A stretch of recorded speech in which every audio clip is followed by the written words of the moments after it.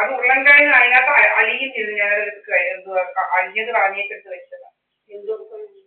ഉരുളൻകിഴങ്ങ് ഒന്നും എടുക്കുന്നില്ല. ഇത് നൈക്കോട്ട് കഴിക്കാം. ബീറ്റ്റൂട്ട്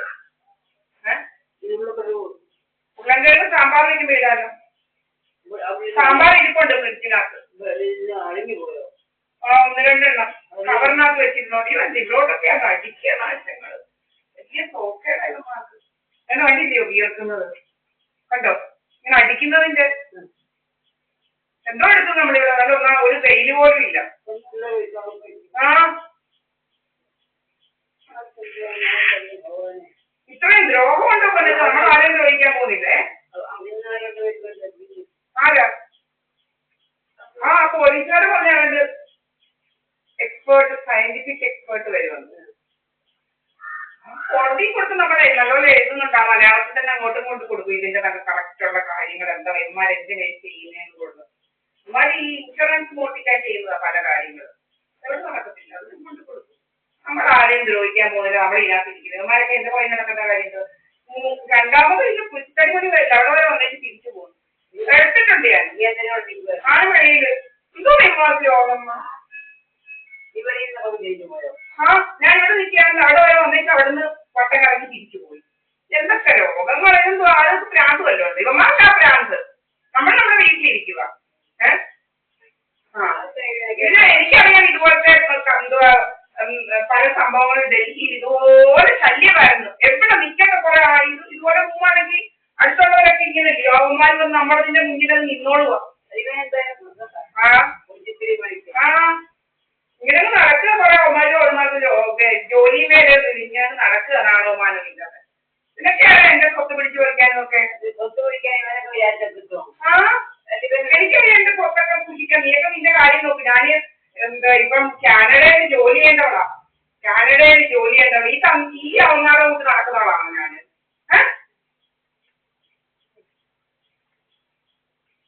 2,40,000 രൂപയാ ശമ്പളവും. പിന്നെ അക്കോമഡേഷൻ ഫ്രീ, താമസം ഫ്രീ, ഒരു നേരം ആഹാരം ഫ്രീ ആയിരുന്നു. ശനി ഞായറും ഇല്ലായിരുന്നു.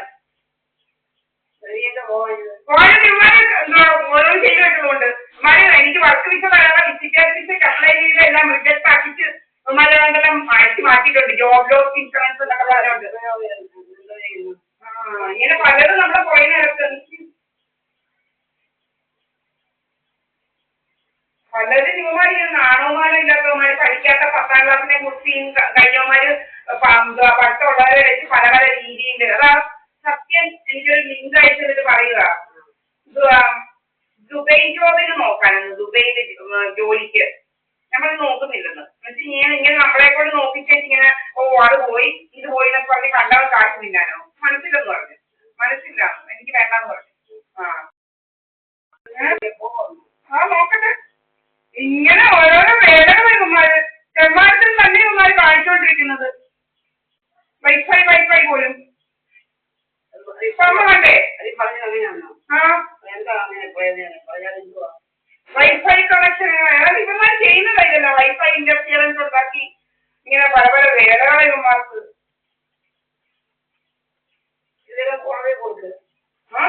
ഇങ്ങനെ ശല്യം നിന്നെന്തോ നിങ്ങൾ വിചാരിക്കുന്ന എന്താ ഇത് കണ്ടില്ലേ? ഇങ്ങനെ എന്തോ ഇങ്ങനെ കണ്ടില്ലേ? കുറിച്ചിത്തടിമണി പോയേച്ച് പോവുക. അവിടെ 2 ആണുങ്ങളുണ്ട്. അവരോടല്ല വന്നിരുന്ന് സംസാരിക്കുന്നത്, ഇവളോടാ. ശ്രീലതയെന്ന് പറയുന്നവരുടെ കൂടെ വന്നിരുന്ന് ഇങ്ങനെ ആചരിക്കുക. എന്തോന്നേ പിന്നെ സോമനും മോഹൻ സിംഗും 2 ആണുങ്ങളല്ലേ. ഇവിടെ ആണുങ്ങളുണ്ടെങ്കിൽ ആരെങ്കിലും ആണുങ്ങൾ വന്നാൽ അവരല്ലേ സംസാരിക്കുന്നത്. സംസാരിക്കേണ്ട കാര്യമില്ല. ഇതുവരെ ഇവിടെ കയറിയിട്ടില്ല.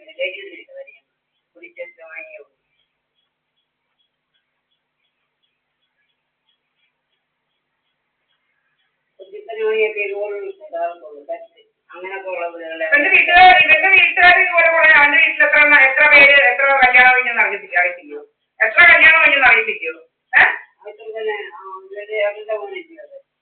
അവന്റെ ചേട്ടനും ഒക്കെ ഒത്തിരി കഴിഞ്ഞതാ. ഇവിടെ നിൽക്കുന്നവന്റെ ഹരിതാക്കോട്ടത്തില് അവന്റെ ചേട്ടനും എല്ലാം ബന്ധം കഴിഞ്ഞതാ. അങ്ങനാ എനിക്കവനെയൊന്നും അറിയത്തില്ല. അങ്ങനെയായിരുന്നു. ഏത് കൃഷ്ണന്? മൂത്തയാള് പേരെങ്ങനെ? ഏത് ഇവന്മാർ തമ്പി എന്ന് പറയുന്ന അങ്ങനെ 2 കല്യാണം കഴിഞ്ഞു. 3ാമത്തെ വലിയ ഇത്. അവര്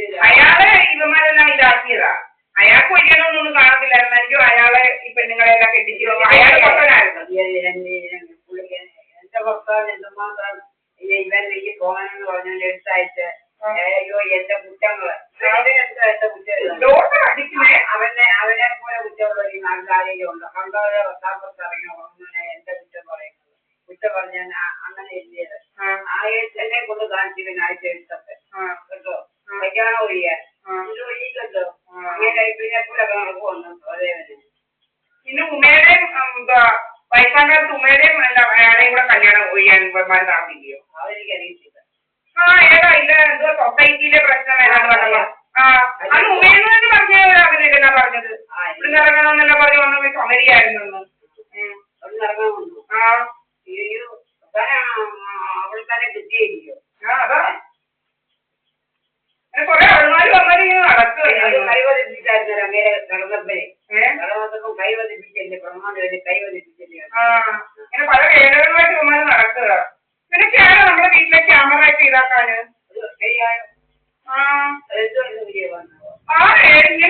ഇങ്ങനെ കറങ്ങുന്നു ക്യാമറ എന്താ പറഞ്ഞോ നേരെ ഇരിക്കുക. എനിക്ക് നോക്കട്ടെ റെക്കോർഡും ഇല്ലാതായിട്ടുണ്ടോന്ന്. ഇത് സാധാരണ അല്ലാതെ കണ്ടതൊന്നുമല്ല. ഞാനും എന്റെ അമ്മയായി ഇവിടെ ഇരിക്കുന്നത്. ഇങ്ങനെ പല പല വേലകളാണ് ഇവന്മാർക്കുള്ളത്. ഞാൻ കണ്ടറിയുന്നേ ഇപ്പൊ നേരെയായോ? നേരെ ഇരിക്കുക വർക്കുണ്ടോ നോക്കി നോക്കണ്ടോ അടുക്കള ഇരിക്കുന്നതിന്. 4ാമത്തെ 5ാമത്തെ പ്രാവശ്യം കറണ്ട് പോയി. എല്ലാം എടുത്തിട്ടുണ്ട്. നമുക്കൊന്നും അറിയണമല്ലോ കറണ്ട് പോവുക വരിക. ഇങ്ങോട്ട് അടിക്കുക പ്ലീസ് ആ ഭാഗത്തോട്ട് ഇങ്ങനെ എന്റെയൊക്കെ നെറ്റ് തന്നു അത് ഇന്ത്യയൊക്കെ ഇവന്റെയൊക്കെ വല്ലതും പൊളിഞ്ഞു കിട്ടി വന്നു. ഇത് എന്റെ ഭർത്താവിനും ഉപയോഗിക്കും. അങ്ങനെ ആരോടും പിടിച്ചു പറിച്ചില്ല. എന്റെ ആള് കൊടുത്തതാവുന്ന അങ്ങനെ അന്നേരം പോലെ എന്റെ ഇവിടെ കിടക്കുവായിരുന്നു. ഞാൻ വിചാരിച്ച പറ്റിച്ച് കാണുമെന്നാ വേറെ വല്ലതും കൊണ്ട് കാണുമെന്ന് ദൈവാധീനം പോലെ അറിയില്ല. വേറെ മാറ്റിയില്ലല്ലോ വേറെ സ്ഥലവും അല്ലാതെ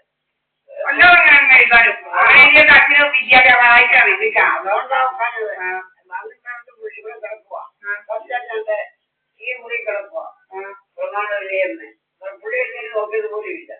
കിടപ്പുണ്ട് അവിടെ ഒന്നും അത് നോക്കാൻ പോയില്ല. ഇവിടെ കിടന്നു ഉമ്മാരെന്റെ വീട്ടിൽ ആശാന്മാര് അമ്മമാരുടെ വക പോലെ ജീവിതം അവരെ ഒരു ഇല്ല. അവരൊക്കെ 18 വർഷം ജോലി ചെയ്ത് ഉണ്ടാക്കി അമ്മക്ക് കൊടുത്തത്. 18 വർഷം ജോലി ഉണ്ടാക്കിയത് ജോലി ചെയ്ത് ഉണ്ടാക്കി അമ്മക്ക് കൊടുത്തത്. ഞാനൊന്നുമില്ല. അത് കഴിഞ്ഞ് എന്നെ കല്യാണം കഴിച്ചപ്പോഴേ ഉള്ളൂ.